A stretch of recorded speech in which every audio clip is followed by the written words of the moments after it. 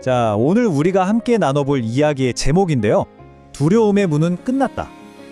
와, 제목부터가 굉장히 강력하고 또 궁금증을 자아내지 않나요? 과연 이게 무슨 의미일지 지금부터 한번 파헤쳐 보겠습니다.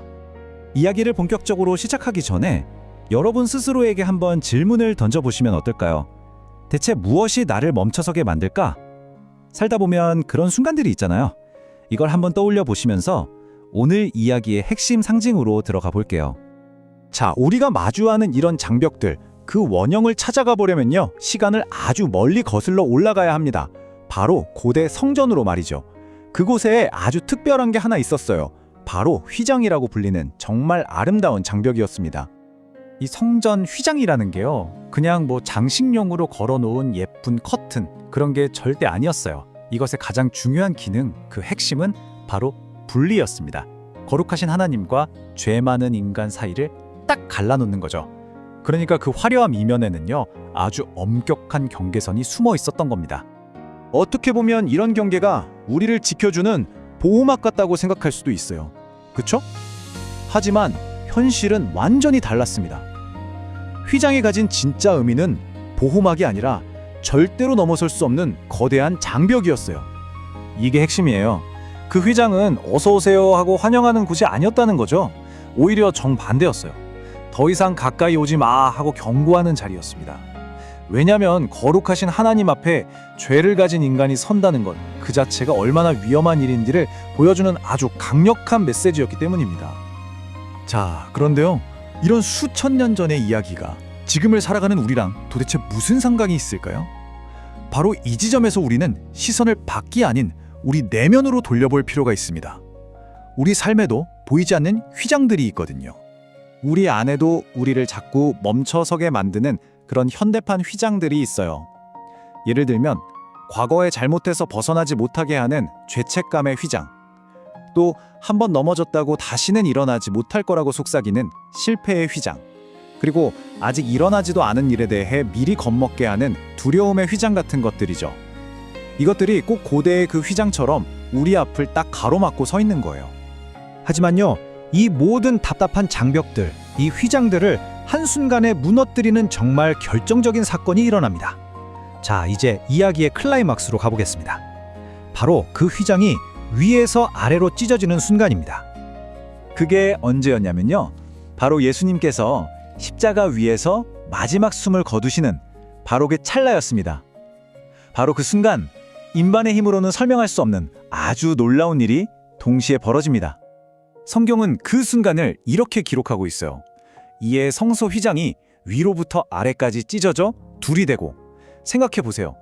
예수님의 죽음과 성전 한가운데 있던 그 거대한 휘장이 찢어지는 사건이 정확히 같은 시간에 일어났다는 거. 이게 과연 우연일까요? 절대 아니었죠. 근데 여기서 정말 소름 돋는 디테일이 하나 있어요.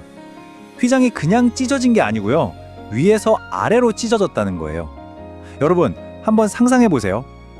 사람이 커튼을 찢는다면 보통 아래에서 위로 찢지, 천장부터 바닥까지 아래로 찢는 건 불가능하잖아요. 이건 사람이 한 일이 아니라는 아주 분명한 신호였어요. 바로 하나님이 직접 그 장벽을 허물어 버리셨다는 뜻입니다.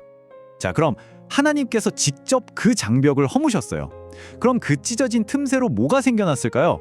네, 바로 새로운 길이 열린 겁니다. 그 길의 이름이 바로 예수였어요. 새롭고 살아있는 길. 이게 무슨 의미인지 조금 더 깊이 들어가 볼게요. 이걸 이해하려면 딱 3가지만 기억하시면 돼요.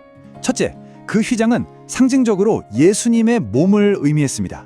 둘째, 그 휘장이 찢어졌다는 건 십자가 위에서 예수님의 몸이 찢기신 것을 상징하는 거였고요. 그리고 마지막 셋째, 바로 그 찢기심, 그 희생을 통해서 하나님께로 나아갈 수 있는 완전히 새로운 길이 열리게 된 겁니다. 그리고 이 내용은 성경에도 명확하게 나와 있어요. 그 길은 우리를 위하여 휘장 가운데로 열어 모으신 새롭고 산 길이요, 휘장은 곧 그의 육체니라. 보세요. 휘장이 바로 그분의 육체라고 딱 못 박아서 이야기하잖아요. 이 한 문장이 이 모든 사건의 의미를 그냥 하나로 관통해버리는 거죠. 이게 정말 중요한 차이점인데요. 예수님은 저쪽으로 가세요 하고 길을 알려주는 안내자, 그런 역할이 아니었다는 거예요. 그게 아니라 그분 자신이 하나님께로 가는 유일한 길, 그 자체가 되어버리셨다는 겁니다. 자, 이제 길이 열렸다는 건 알겠어요. 그럼 이게 우리한테 실제로 어떤 변화를 가져왔을까요? 한마디로 말하면 두려움이 담대함으로 바뀌었다는 겁니다.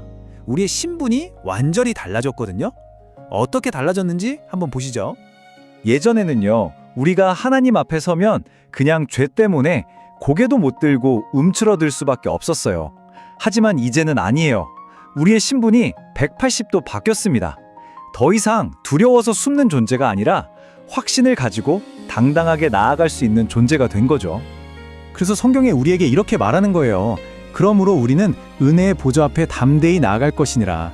이건 뭐냐면 이제 더 이상 두려워하면서 문 밖에 서 있지 마. 문은 활짝 열렸으니까 그냥 담대하게 들어와. 하나님의 초대장인 셈이죠.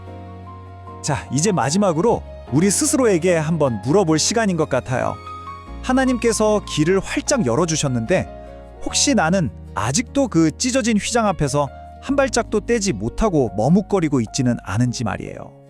그리고 이 마지막 질문을 여러분께 남기면서 오늘 이야기를 마무리할까 합니다. 하나님께서 직접 열어주신 그 문 앞에서 나는 왜 여전히 그 문을 두려워하고 있을까? 이미 열려 있는데 말이죠. 한번 깊이 생각해 보시면 좋겠습니다.